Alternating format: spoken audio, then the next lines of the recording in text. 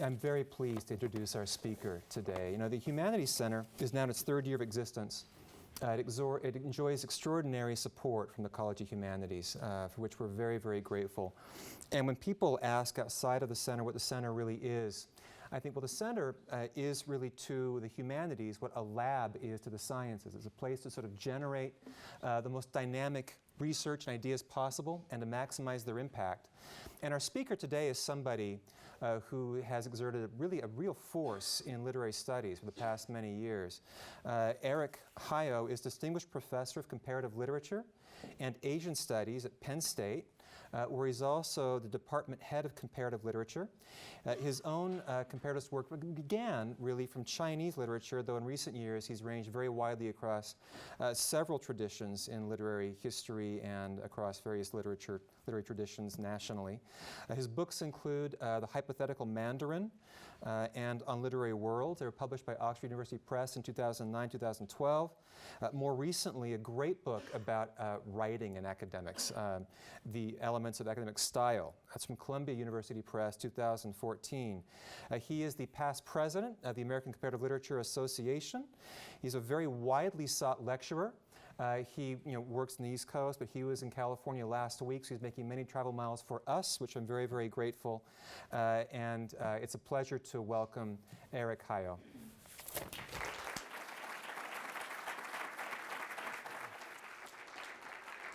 right. So thank you all very much for being here. I do feel like the prayer should have included an encomium against boredom.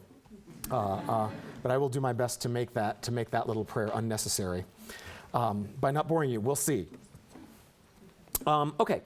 The talk is partly about how we think about literature. And it's a lot about Immanuel Kant. And so I think that I'm seeing undergrads in the audience and I'm seeing faculty. So what I'm going to try to do occasionally is bounce back and forth between those two audiences. But I think I'm going to miss high and I'm going to miss low sometimes. And you'll just have to endure during those periods. So let me explain that this is part of a book that I'm writing and that it's the second part of the book. The first part of the book is called The Way We Don't Read Now. And it's basically an argument that some of you heard a little bit of earlier today, in which I say that I think that the ways that professors who work in literary studies describe what they're doing when they talk about what their practice of reading, of literary reading, professional reading, is actually not a very good description of the way they actually behave. And so part of the argument is that we have the major method that faculty get trained in and that they sort of issue defenses of is a method that's associated with a model of reading called close reading, which I argue in the book has dominated the American literary critical practice since really the 1950s. And one of the interesting ways to think about that, I mean, I can already hear sort of little objections. So let me just say, I'm happy to talk about this in the Q&A. I think that structuralism had a very, very strange, which you might think, oh, like that was but structuralism had this very strange non-impact in the United States. And that what you see is, for me at least, a kind of continuous dominance of close reading from the 50s and 60s of new criticism through, skipping over structuralism in some sense, through into post-structuralist modes of reading and then into new historicism, until really that model of close reading is confronted with some of the modes of so-called distant reading that are prevalent in the humanities today, particularly associated with quantitative data mining modes of analyzing literature. So part of what I'm dealing with is what feels like, to those people who are trained in close reading, a kind of crisis. And it's a crisis in which the thing that they know how to do and the thing that they believe in, that is a practice that they believe in, is under attack. And it's under attack. Now, again, whether it's actually under attack doesn't matter. I mean, the point is that a lot of people feel like it's under attack, and it makes them very upset. And so when people who do this kind of distant reading, this quantitative analysis and data mining of literature using Google Ngrams and topic modeling and stylometry and these other sort of software programs that allow them to analyze texts or bodies of texts, when they say, well, this is why we're doing what we're doing, and close reading is old and tired, and it only gets you certain kinds of answers, and it forces you to only ask certain kinds of questions, that at the same time that's of course accompanied around the university by articles in the New York Times saying distant reading's the new thing that's happening, whereas like close readers haven't been in the New York Times for like 30 years. And so the distant readers feel like this cool new kids, and then deans like give them lots of money, and they have centers. I noticed there's a DH lab here, right? And all the people who kind of do the old stuff are feeling like, what are they saying? We're old and tired and stupid, and we don't want to be old and tired and stupid because we believe a thing. And what they're doing is the way they're approaching the text is wrong. It's morally wrong. It's irresponsible. It destroys the beauty of literature. It ignores the novel. It doesn't really deal with the novel. It simply deals with something that's novel-like but actually isn't really a novel. And so therefore what they're doing isn't literary criticism, and yet they seem to have all this power and money, and this is a terrifying situation.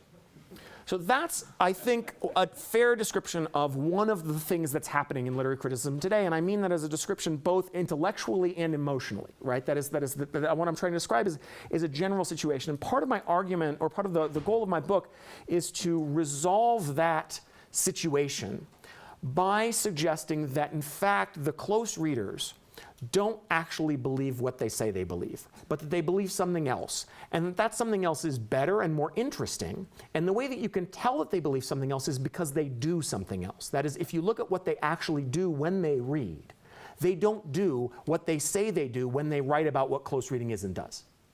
And so what we would then need is a better description of what we actually believe based on our practice. And if we had that what we would then get would be an understanding of ourselves that would not need to be threatened by distant reading, but actually could accommodate distant reading. And even as it accommodated distant reading, would accommodate it in a way that would kind of take some of the threat away. And so the lion of close reading and the lamb of the digital humanities, or maybe it's the lion of the digital humanities and the lamb of close reading, would lie down together happily.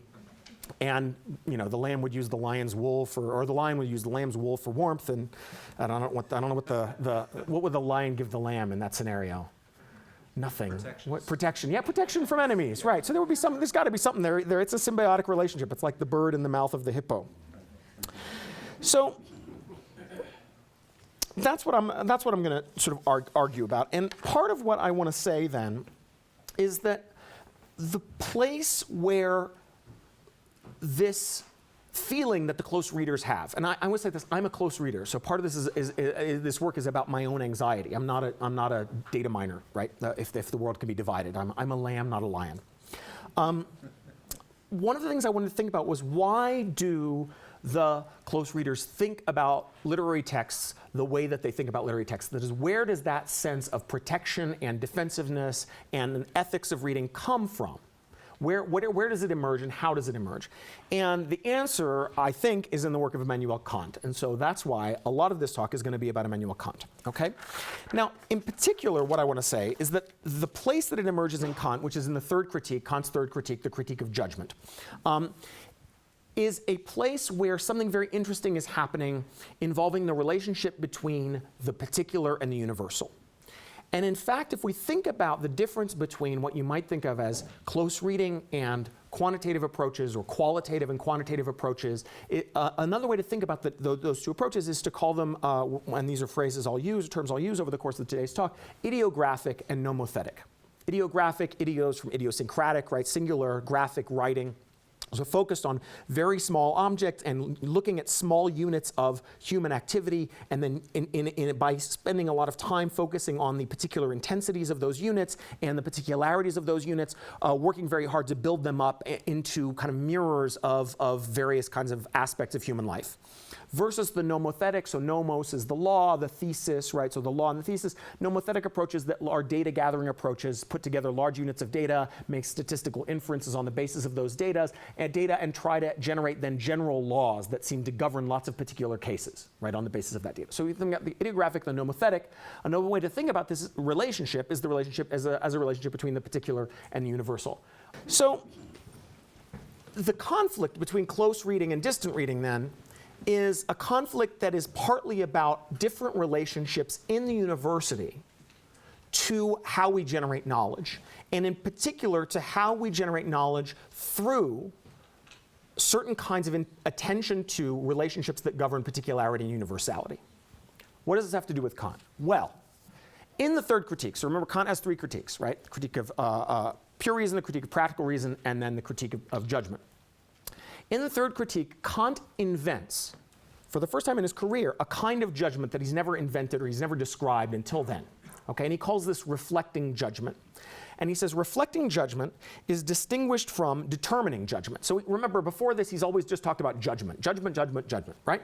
And all of a sudden, he gets to the third critique, which is the critique of judgment, but the critique of aesthetic judgment, right? So that's what the third critique is about. It's about aesthetics and beauty and what's beautiful and what's sublime and so on and so forth, right?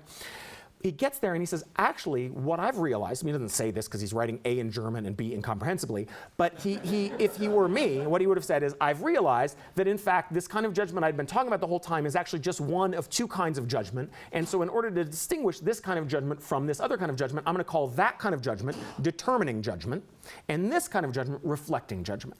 Okay? So, here's what he writes. He says, the powers of judgment, or the power of judgment, this is the introduction to the text.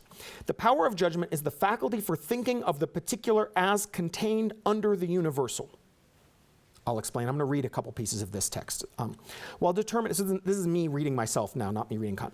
While determining judgment, which one uses to establish, for instance, the critique of pure reason, moves from the universal to the particular, as in the logical deduction of reason categories, reflecting judgment is, quote Kant, under the obligation of ascending from the particular in nature to the universal.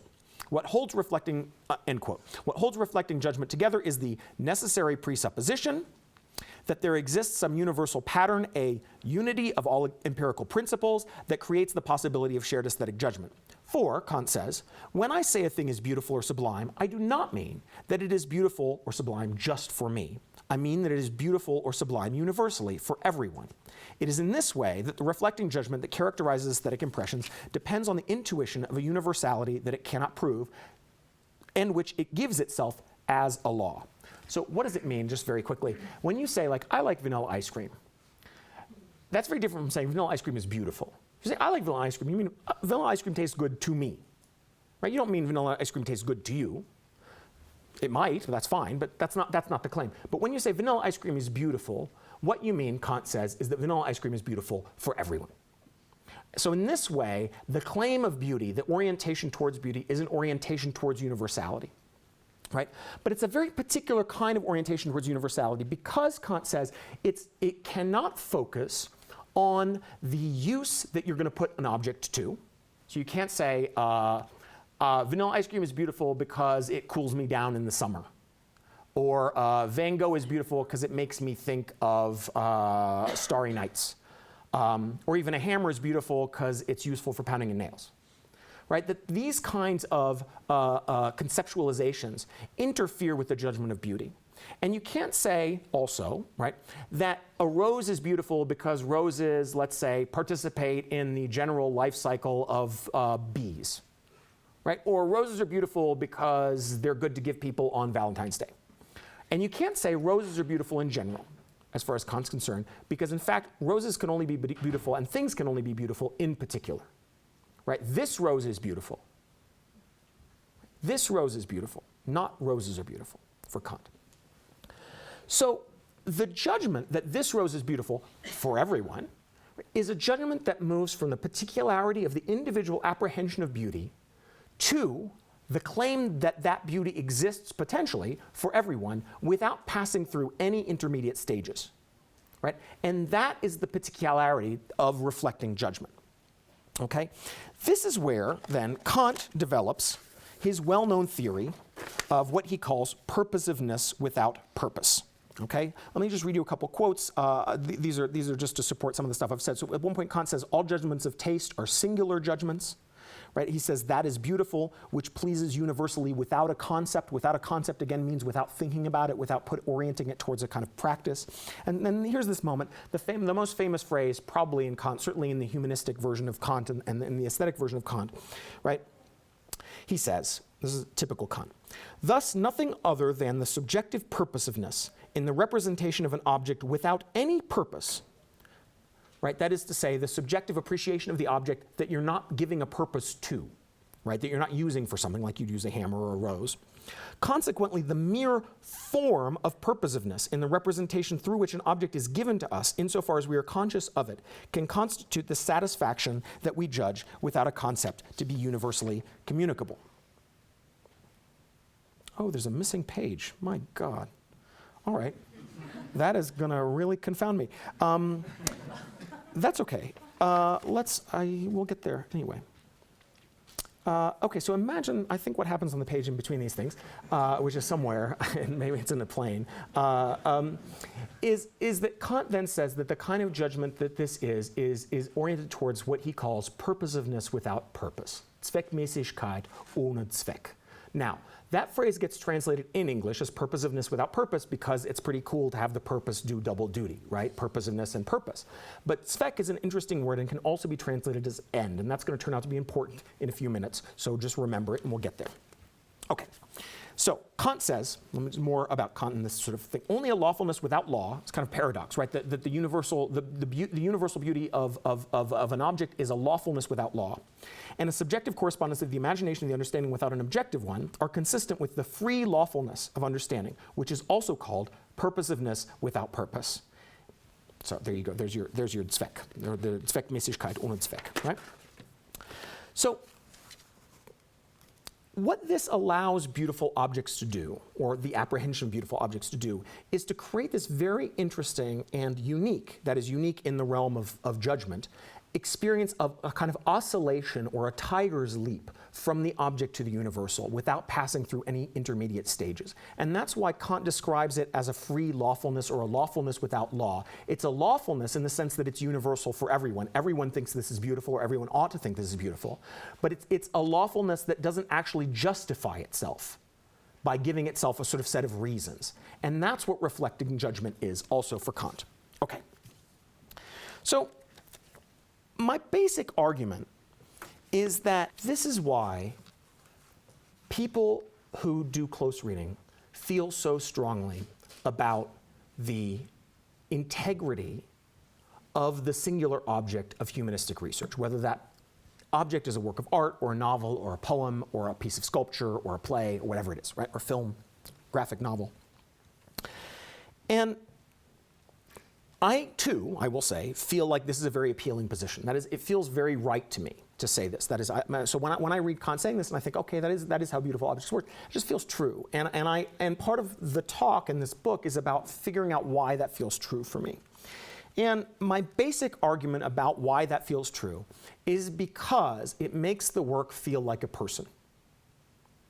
That is, that this description of the aesthetic object, or the object aesthetically considered, feels true to us as a kind of ethical relationship to the object because it is homologous with, contiguous with, parallel with Kant's description of the moral obligation we have towards a person, which is, I'm going to argue, essentially the kind of basic structure of moral obligation with which sort of Europe and post-European culture grows up after the 18th century. Okay? So, with that in mind, I want to turn for a clear understanding of the Kantian human being to a few sentences from Kant's Groundwork of the Metaphysics of Morals. This is a text from 1785, 5 years before the Critique of Judgment. Part of my argument is that when Kant wrote the Critique of Judgment, he was thinking of, unconsciously, because he doesn't say so, these sentences that he wrote, or in fact, the sort of structure that he built up in Groundwork of the Metaphysics of Morals, 1785, 5 years later, okay? This description of what a human being, and what he's doing, Groundwork of Metaphysics of Morals, is he's saying, how can we ground morality in a world without religion, right? This is Kant's fundamental problem, is assuming that we can't count on God anymore in the way that we used to, right? How do we then establish a ground for morality that would justify itself from pure logic? And he goes on to say, well, okay, the only way that such a ground could justify itself is on the grounds of its orientation towards a purely rational being. He's very careful. He never says the human being. He says rational being, because he wants to leave the door open to the possibility of aliens who would be rational. No, really. He's very careful. And he says that the only thing that can function as a kind of ground. Remember, the question is, you know, for Kant, this is before he gets to reflecting judgment. So he's trying to build concepts up from the ground. The only thing that could ground a concept of morality, that is a concept that would determine how we treat each other, would be a thing that had absolute worth in and of itself. So again, you see why this is a problem if you don't have God. If you have God, then God has absolute worth in and of himself, and so then you're done, right? Problem solved. God can be the ground of all morality. But in Kant, right, where he's trying to figure out how this works post God or without God, he has to come up with some other ground, and the ground that he comes up with is a being that has absolute worth in and of itself, and that being, he says, is the rational being. because only the rational being can understand itself and take itself as its own object in a pure way. Okay. So this is a quote, right? He says, the human being, or generally every rational being, quote, exists as an end in itself, not merely as a means for the discretionary use of this or that will. People are not merely, quote, subjective ends having a worth only for the other folks around them.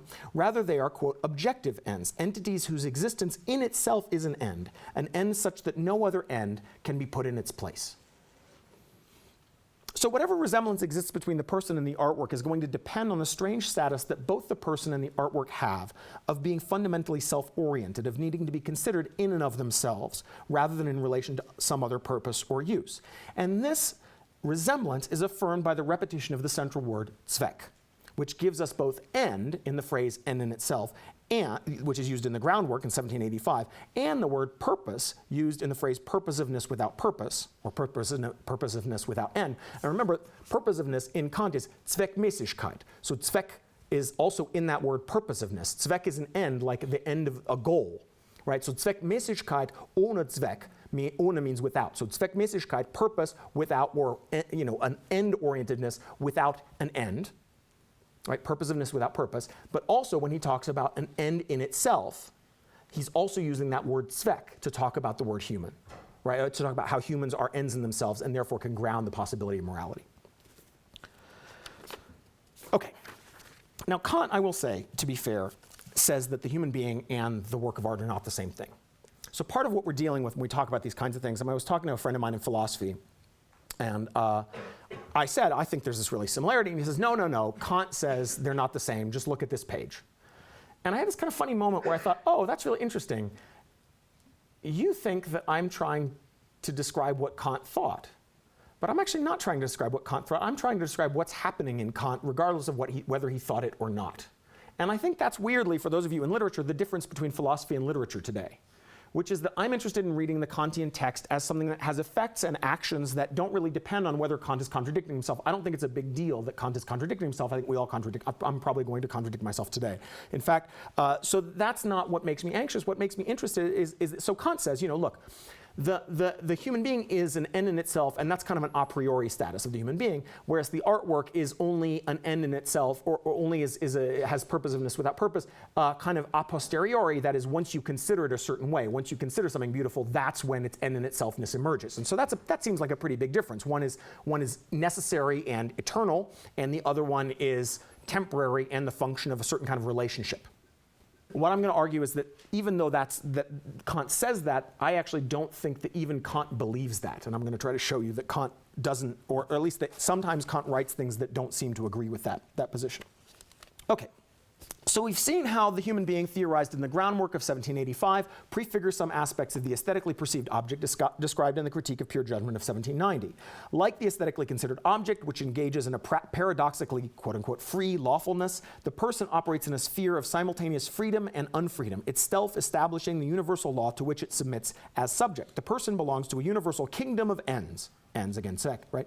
Kant writes, as subject and object, both as member and as its head. So again, there's a lawfulness without law quality, right? You belong to the kingdom of ends, and you are both the member of the kingdom, but you're also the head of the kingdom, right? So you're subject to the law that you are yourself the producer of, right? You as a human being are subject to the moral law that is governed by the fact that you are a human being, right? There's a kind of circularity there. That's great. I mean, that's the Kantian genius, right?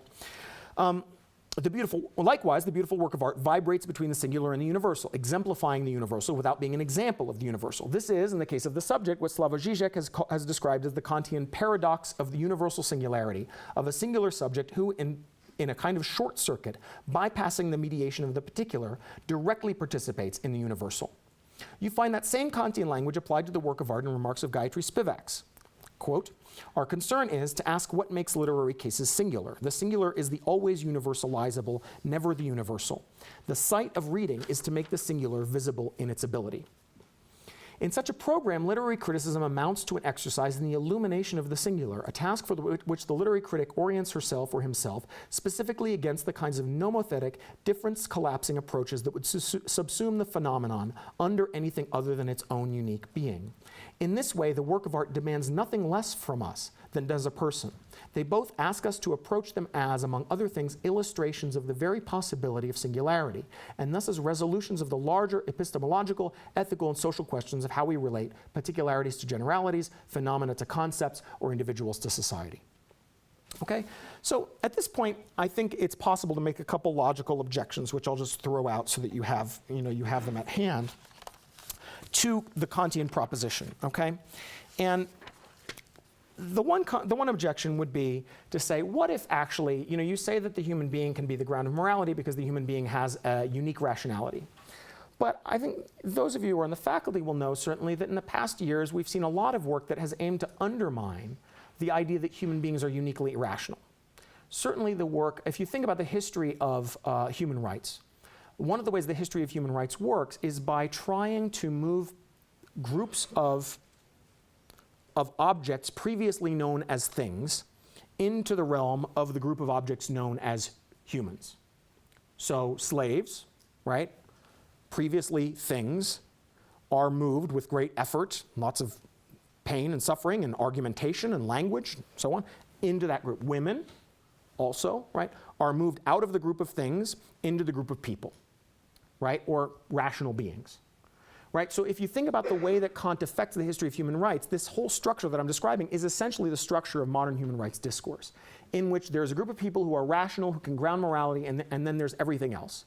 But the history of that discussion has been to expand ever further the range of rational beings and to call into question the actual special rationality of human beings. Right? First, again, remembering that there was a time when sort of human beings were really only certain kinds of people, but now we say all human beings are included, technically, although I'm going to argue later that that's actually not quite true.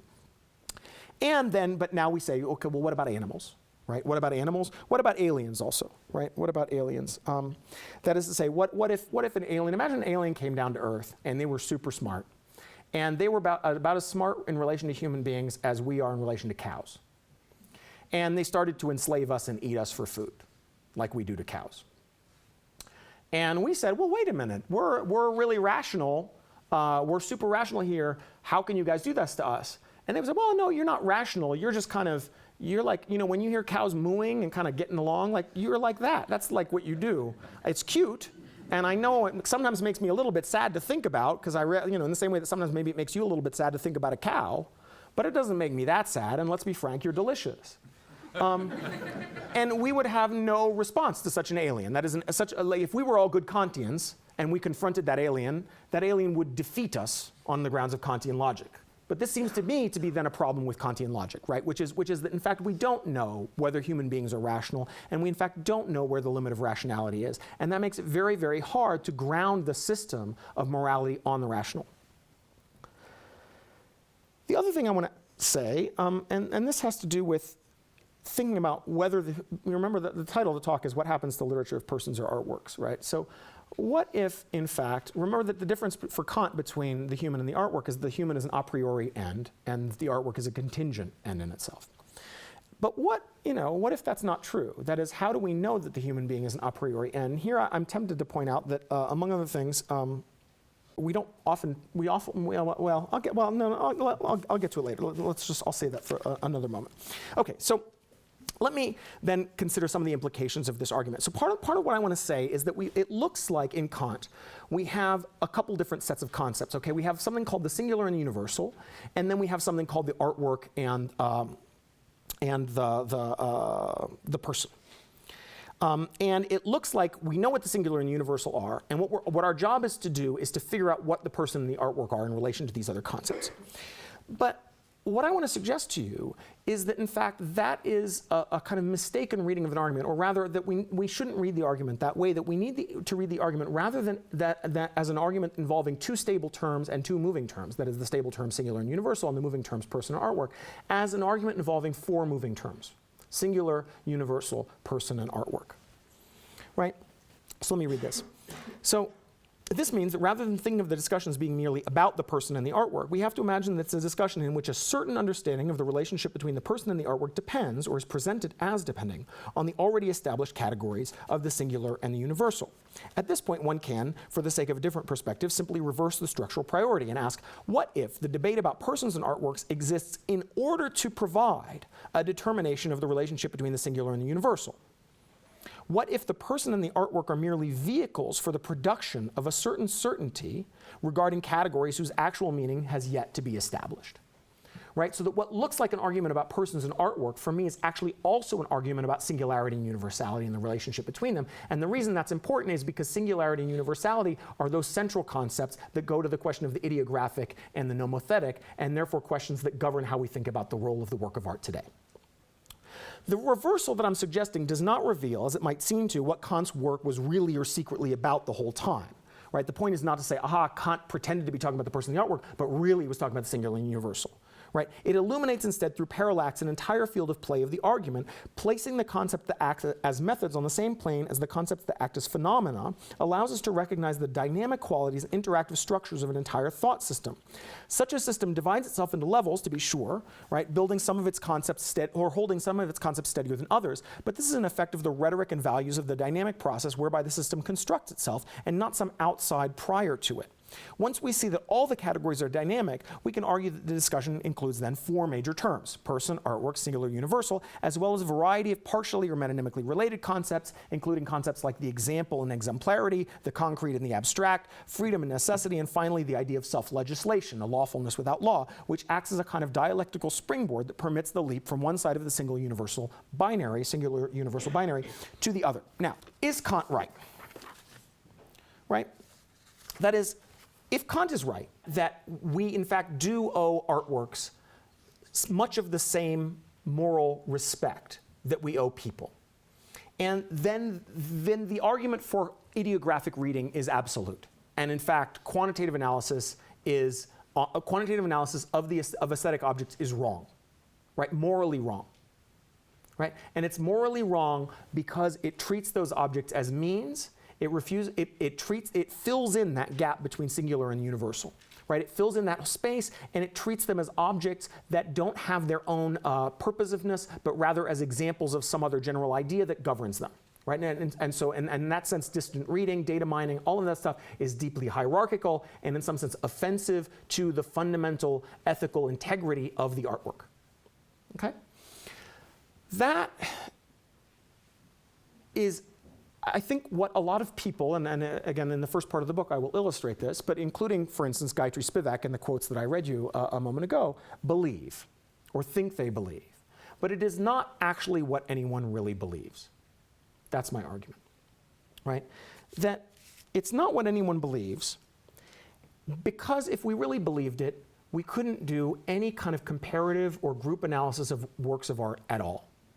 What we'd have to do with each work of art is we'd have to get in front of the work of art and we'd have to treat it as though it had no resemblance to and no connection to any other work of art. So we couldn't, for instance, when we did our work, use a word like novel, which is, after all, a gross generalization, right, of a number of particularities that are in fact totally instantiable as perfectly small particular examples that leap directly to the universal without passing through the category of the novel, right, and therefore are in some sense ethically offended by their grouping in this category.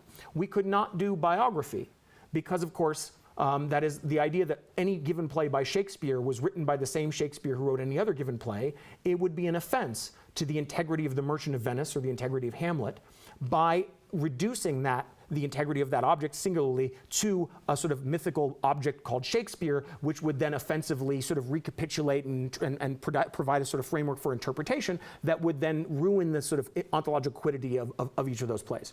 We couldn't do sociological criticism of literature of the type that Pascal Casanova or Jim English have done. We couldn't, as I've pointed out, use generic terms like poem or novel or fiction or poetry or prose. Because every time we would do anything of that type, we would in fact not be doing close reading or ideographic reading. We would be interfering with the sort of, again, the unique particularity of the object and so on and so forth. So the point is, right, that no one actually believes this Kantian thing. But we describe the ethics of our reading practices as though we do. So this is at least the beginning towards a first step of saying Kant is not right, or this Kantian presumption is not right, and that if it's not right, then among the things we might do then is to actually redescribe aesthetic practice from the perspective of what we really do in our behavior, to recognize, among other things, that our aesthetic practice operates at a wide variety of scales between the smallest scale, which is the scale of the single object or even the single sentence or the single word or the single phoneme, to the broadest scale, which is the universe, right? When everyone says, if I say something to you like, the aesthetic is a human need, right? No human culture has ever existed without aesthetic production, which as far as I know is true, right? So that's, imagine that's but imagine I say no sentient culture, because let's include the aliens, right? Has existed without aesthetic, aesthetic activity. Right, remember the, probably a lot of you, one of the things that happens as you get older is that all of your cultural references become woefully out of date. But I have two very vivid memories in childhood, one of the cantina scene in Star Wars, and the other of an episode of Flash Gordon where people are doing dancing funny. And in both cases what's happening is that now remember, Star Wars is not set in the future but in a galaxy far, far away, but a long time ago in a galaxy far, far away, right? But is that, we're imagining what aesthetic activity would look like in a culture that we can't, that's supposed to be very far from us. And so I remember Flash Gordon, the dancing involved these silver balls that people carried and kind of moved around, like this very kind of futuristic and funny. In any case, imagine if we had a group of aliens with no aesthetic culture, right? That would be very strange. Would we recognize them as rational? Do ants have an aesthetic culture? Right? These are the kinds of questions we could ask. In any case, my point is that whatever we do when we read, when we treat artworks, again, art, film, literature, whatever, we are always engaging in multiscalar analysis. And that, in fact, even what we call close reading is not monoscalar. If you think about close reading, so think about Cleanth Brooks' essay on John Keats's Ode to Grecian Urn, which is kind of the classical locus of the expression of close reading, right? That what that essay does, though it spends a lot of time working with the poem, admittedly, is it uses a huge variety of intermediary concepts to get to an argument, as the poem itself does, about the nature of the relationship between beauty and truth. Right? Or if you think about deconstructive close reading of various types, and the way that deconstructive close reading, through very painstaking analysis, gets eventually to an argument about the nature of language in all of human history. Right? Or if you think about new historicist argument, in which a sentence from a journal by some obscure court figure that you've never heard of turns out to open us up into an analysis of the meaning of the entire Elizabethan era. Right? By passing through, you start with the sentence, you pass through the biographical life, you talk about the court, which is a larger thing, you move back down to another sentence, you come back out to the court, you talk about England in general, you have some theories of political culture, modern political culture, and at the end you end up with the Elizabethan age, right? That close reading is itself a practice that is multiscalar in nature, and so is misdescribed as close. Right? And then all our reading practices are in fact multiscalar in precisely these ways. And once we describe our practices as multiscalar, what we open the door to is thinking about our practices much more flexible than they currently are. And we then open the door to including potentially things like distant reading. Right? Let me say a couple other things that have to do with this, and I'm going to get to the part where I think actually Kant reveals to us a kind of different model. And this is a kind of moment where I want to suggest, and it's a little bit what I've suggested earlier, but I want to kind of make an argument from practicality. Remember, many of my arguments here involve kind of pushing a kind of philosophical concept against the way we actually behave. One of the things I want to say is that I actually don't think persons are persons in the Kantian sense either. That is, I don't think that we all treat each other in the way that Kant asks us to treat each other. And in fact, I think a society in which we treated each other exclusively as ends would be an impossible society. The taxi, well, I didn't ride in a taxi. I was about to say, often the example I use is the taxi that took me from the airport to the hotel. Matt, who took me to the airport from the hotel. Wasn't that moment, right? Well, but I'll say there was a difference in the relationship. For instance, I sat in the front of Matt's car, not in the back, although that would have been pretty weird, right? So I treated Matt in a different way than I would have treated a taxi driver. right? Where with a taxi driver, I would have treated him essentially, or her, as essentially as a means to an end, which is, this is the person who's driving me to the hotel. If they'd said like, hi, how you doing? I would have said, hi, how you doing? Where are you coming from? We would have had a little thing, but like, you know, essentially, we all are highly dependent all the time on treating an incredible variety of people, all the people who made our clothes or our shoes, the people who made this building.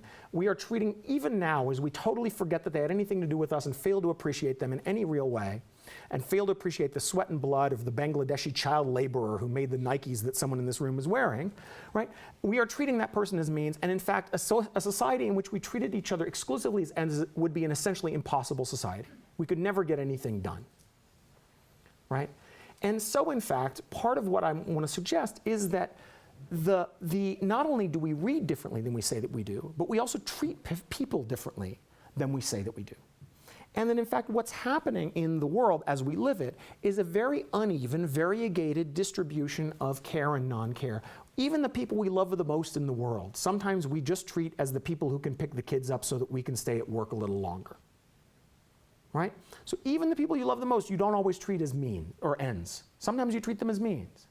And it would in fact be impossible, and you wouldn't even want to live with someone who treated you only as an end, or who demanded to be treated only as an end. You could never get by.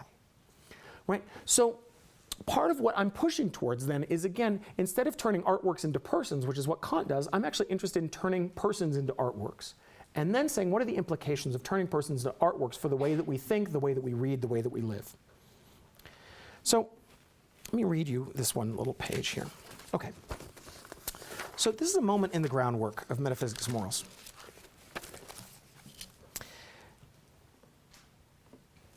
Kant says, at a certain moment, it's a very famous section, okay?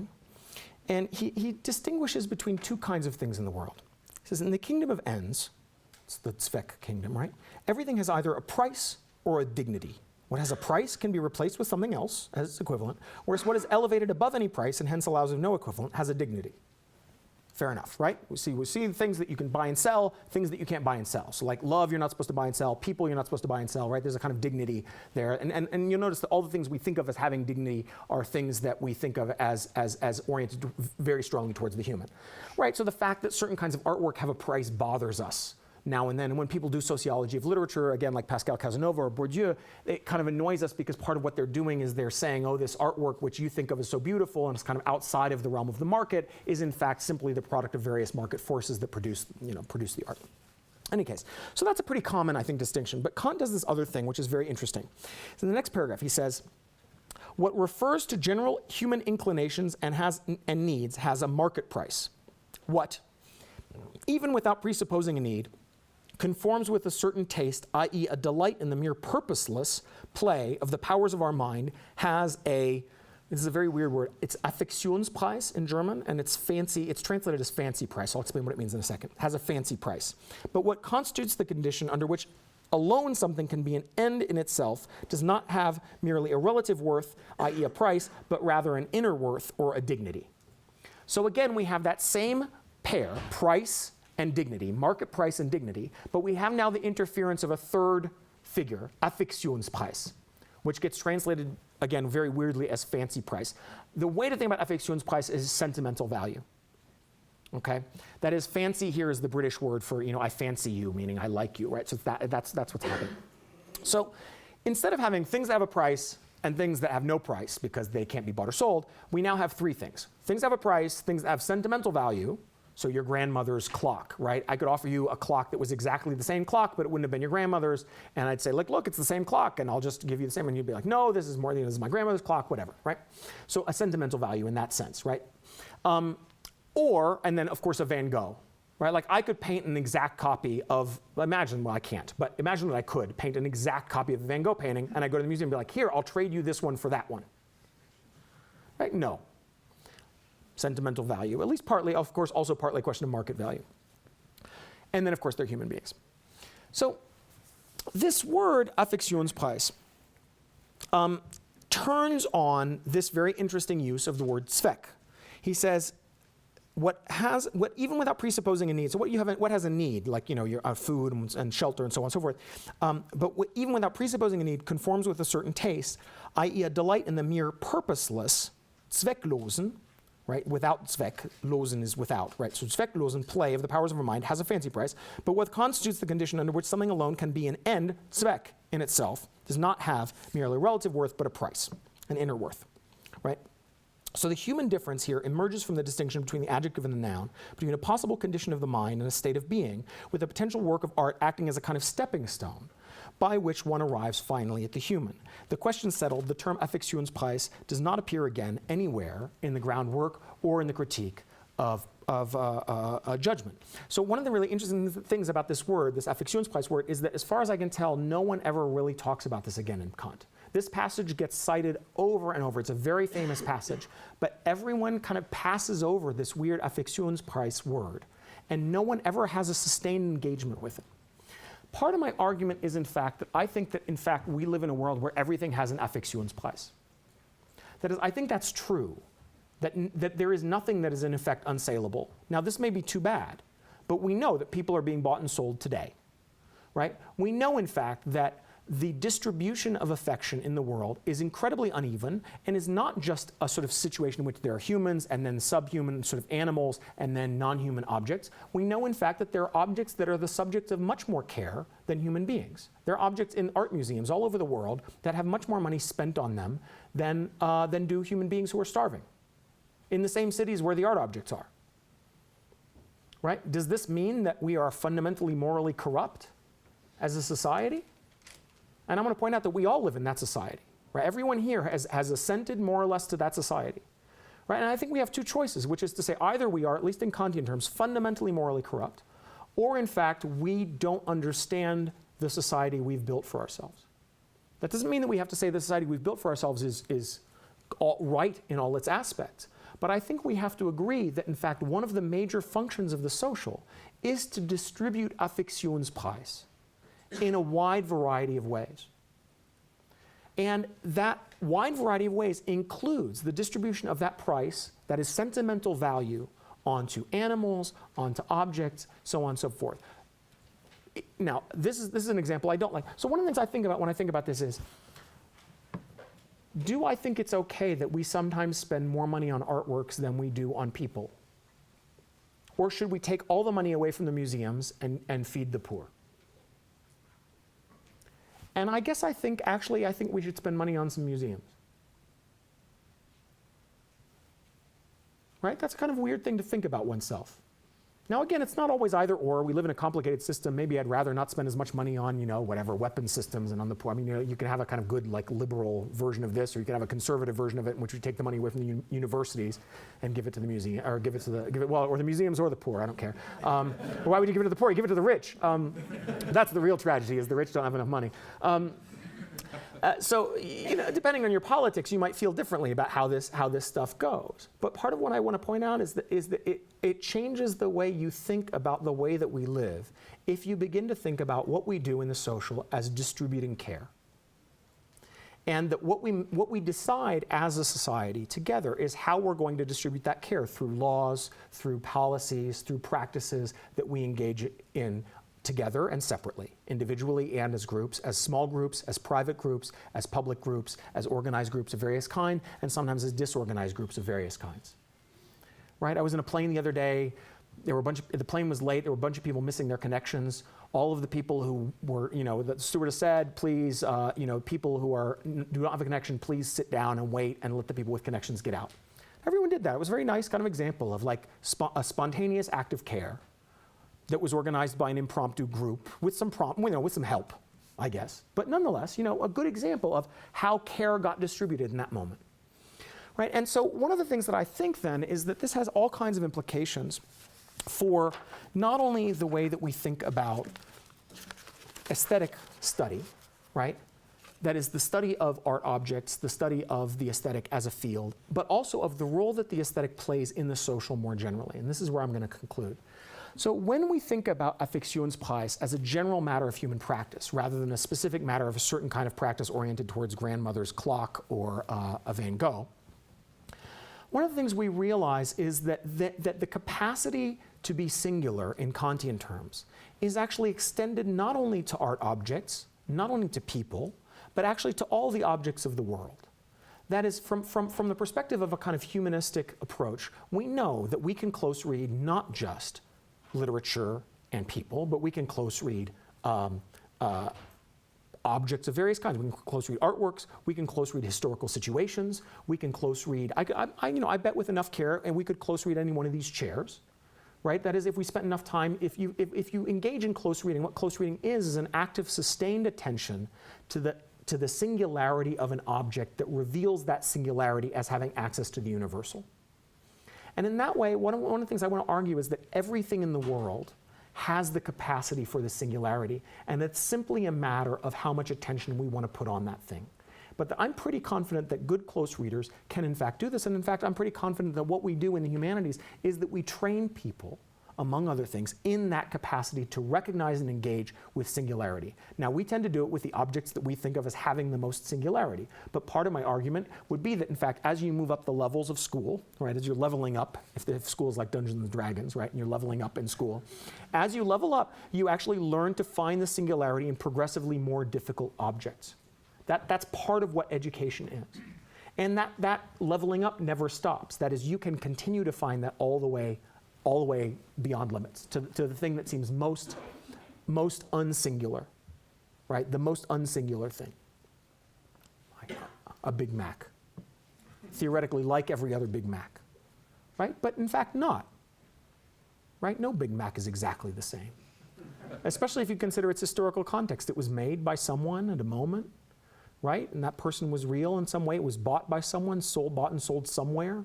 The sesame seeds aren't identical. I know they try hard to make them identical, but I don't think they are. Right? The distribution of the special sauce, right? The particular arrangement of the bun on the burgers. Maybe it's a little sloppy. Maybe the person was kind of rushing. Maybe maybe something sad is going on at home. All of a sudden, that Big Mac, as opposed to the Big Mac that got made 5 minutes ago or down the street, all of a sudden becomes its own Big Mac. It acquires that capacity for singularity, that capacity to, through sustained attention and thought, to tell a story. That's a story that connects us to each other, right? And it becomes, in that way, if you treat it the right way, it becomes a work of art. So one of the things I want to say is, that's what the humanities is about, okay? The other thing I want to say then is that one of the ways you can think about the function of art in the world, if everything has a capacity for singularity, right? If everything has an Affektionspreis, but everything's Affektionspreis can be raised if we care for it in the right way, if we attend to it in the right way, then one of the things we can think about is that the way that the social works is to distribute our attention to singularity in very particular ways. So that what we commonly believe is that artworks are especially singular, people are especially singular, and so on and so forth. But this seems to me to be a mistake, or rather, it seems quite nice. That is, we can say, okay, look, nothing, well, let me just read this. Nothing about the recognition of the mutual connection into questions of generality and particularity. Oh, no, I'm not going to read that. Let me read this part.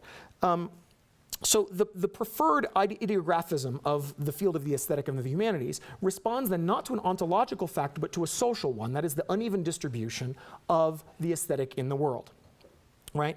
Having displaced the ontological under the social, one could argue that the current status quo, ideography for the humanities, nomothetism for the sciences, reflects something of the social structures and distributions of the concept of singularity. And in such a world, the differences among the disciplines would be merely contingent, but also the differences among the various kinds of objects that we live among is also contingent, because what is artwork then in this context? And remember, we're dealing with Kant in a kind of post-capitalist world in which the artwork is conceived of as a form of resistance to the market. What is artwork but a place for us to practice singularity and get better at singularity so that we might extend our singularity beyond the work of art to other people or other things? Right? This is what is widely sort of understood as the empathetic function of literature. But my point is that that empathetic function isn't because literature is particularly worthy of empathy, but rather because literature or art in general is the place that helps us train our capacity for care and empathy the best.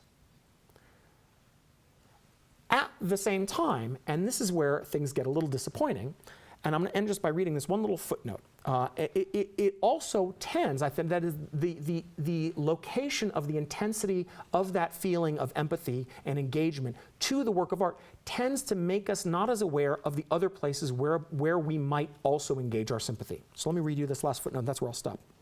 So, beginning from this understanding, one can understand that one of the major functions of the social functions of the work of art in the post-scientific revolution period is to produce an increased social awareness of the singularity of all things. This function finds itself supported, the argument would continue, in a number of institutional forms, including the museum or the university. It feeds into both the consumption but also the production of the work of art, with all sorts of interesting systemic effects. Here's the footnote. Including, for instance, the patently negative effect of convincing us that singularity resides exclusively in artwork or in persons, thereby obscuring the basic ethical responsibility to singularity elsewhere, or even allowing us to forget the possibility of seeing it. Here I am reminded, as I often am, of Jean Baudrillard's claim that Disneyland exists only to convince Americans that the rest of their country is not an amusement park. One might say the same thing with more regret for art museums.